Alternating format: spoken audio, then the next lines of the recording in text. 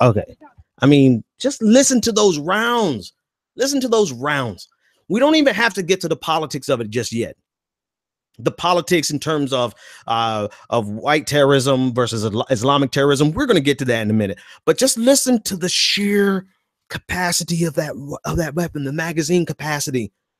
I mean, if you've been to the shooting range, you know there's a pretty limited capacity on the semi-automatic rifles, and now you kind of understand why. But even a semi-automatic rifle, which the shooter had in Orlando, you know, you have to pull the trigger every time you want to shoot. So it's not, you know what I mean? It's for okay, put it in perspective. If the Pulse nightclub shooter had this weapon, everybody in the club would be dead. Everybody, nobody would be alive. And Republicans, we're going political now. Republicans want you to be able to get silencers for this.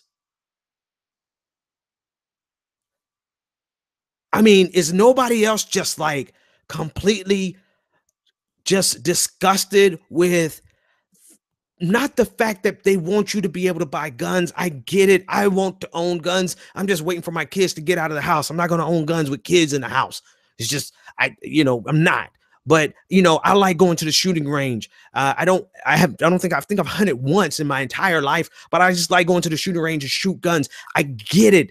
I get the fascination with weapons. I can even see why a person would want to buy a silencer. But when you think about the amount of death we can cause by these weapons, it puts into perspective, number one. But number two, while I understand why they want and love gun culture, it's something above and beyond that, right? Because it's really seriously about the NRA having a grip on the United States like nothing we've ever seen in American history. There is no other organization that has the ability to single-handedly control the conversation with regard to an interpretation of an amendment, but not only the interpretation, but the application thereof. They are able to ensure that they can get the results that they want, even to the dismay of their members. So it's not even all NRA members. It is the fact that was Wayne LaPierre and the entire NRA cult of leadership. Their leadership is doing the beckoning call. They have the beckoning call and doing the bidding, rather, of gun cartels who all they want to do is sell as many guns as possible, and they don't care one bit. They do not care that their weapons have been used to kill all these people. They don't even have a second's hesitation. They don't care. All right. Now, to what the caller was saying, because this is the B side of the conversation.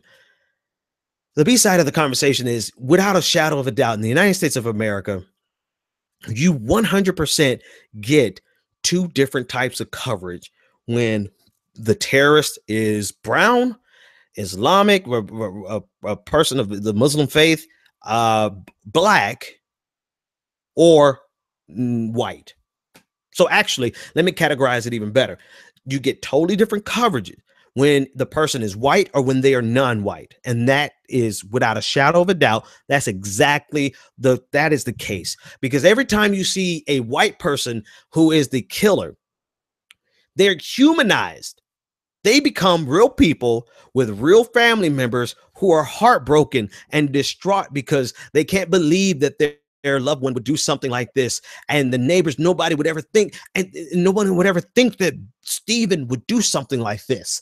This is not like Stephen. Steve's just a guy who walks down the street and cuts his grass. All of a sudden they become a normal human being where everyone can identify with them, while as soon as the person's color is no longer white, the coverage is, oh, they are a Black Lives Matter thug, or they're Islamic radical terrorist. And so this is something done by the media. They are 100% complicit with this. And we see this time and time again. And this happens so much in America. I'm tired of having to repeat the same thing that I repeated last year about the mass shooting last year.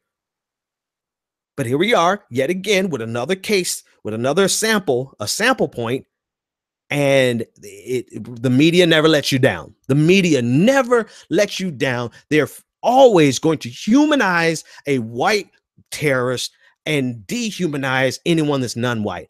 I don't even think they realize what they do. I think they just do it almost like a knee-jerk reaction, like a gut reaction. Oh my God, I'll never forget with out of Baltimore. So many people have been killed by police. I can't remember the young man's name. Freddie Gray. Never forget the trial of Freddie Gray, and a journalist decided it's not enough that Freddie Gray is dead, but now they wanted to dig up the background of the mother. And so Freddie Gray is dead, right? It's not the mother that's on trial. It's the police officers who are on trial. But a journalist looked up the background and the history of Freddie Gray's mother, and she happened to have a history of drug abuse and had been in and out of jail. But he decided that this is what I want to report in this incident. The fact that not the background of the police officers who were on trial for murder, but the background of the mother who was mourning the loss of her son. And parts of me wonders if it's intentional. The other parts is I think that they believe that this is good journalism. But it shows you how the media is complicit with all of this that we see, the type of coverage that we get. And now it's like, Stephen Paddock, he's just my brother. I'm not trying to make fun of the guy. I think the guy, his brother didn't know his brother. He said, but they show this entire long, what it is honestly, before I mock the brother, which I probably shouldn't do, but I feel like it's coming, and just warning you, it's coming. But, I think it's part of the disaster porn industry, right? Because it's just like, and I never understood what people meant, or I thought people were just being hyperbolic when they said disaster porn. But when the shooting in Houston occurred, where the ex-military guy, black guy, who went and killed 5 police officers in Houston, or was it Dallas? So many shootings, you get lost. Before that, when that occurred, I remembered being locked into the television, watching the same exact shooting at least 20 times in a row to 3 o'clock in the morning on CNN, watching it over and over and over again, realizing at somewhere around 2:30 in the morning that I'm not learning anything new, that I'm not seeing anything new. They are repeating the same exact goddamn talking points that they repeated an hour, 2 hours, 3 hours ago. And even when I realized that, it was still 30 more minutes before I could cut it off.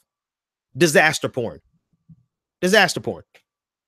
That's what it, and I think it's a part of the disaster porn industry that our media has become, to dig up every detail they possibly can. Oh, but when it's a white guy, they dig it up, but it's ever so subtly different.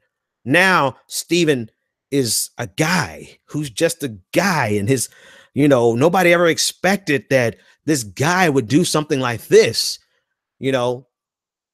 But as soon as his name is Muhammad, well, he's radical Islamic, right? It's terrorism across the bottom of the board of the, breaking news alert, terrorist attack. And there's a whole nother level to this conversation that I'm going to discuss next. But this is just the last caller brought this up, and it's so true that we humanize the perpetrator in these cases. And it gets even worse, right? If we take this as a media critique, it gets even worse. And I'm thinking about it as I say it. As a media critique, not only will they humanize the perpetrator, but they would humanize the perpetrator and dehumanize the victim if the victim is a person of color.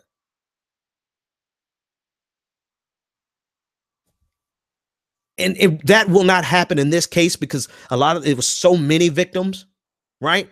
Right. But I mean, just think about all the cases where it's a white person who killed a black person, and now they're digging up the past of the black person. It's just an imbalance. And it's such a part. It's such a part of our media structure that it's almost cliche. It's almost cliche to the point where they can make fun of it on Saturday Night Live because everybody is aware that they do this, but nobody's going to do anything to change it. Hey, damn. I mean, as I'm saying it to you, I'm realizing that everybody understands that this happens, but ain't nobody doing nothing to change it.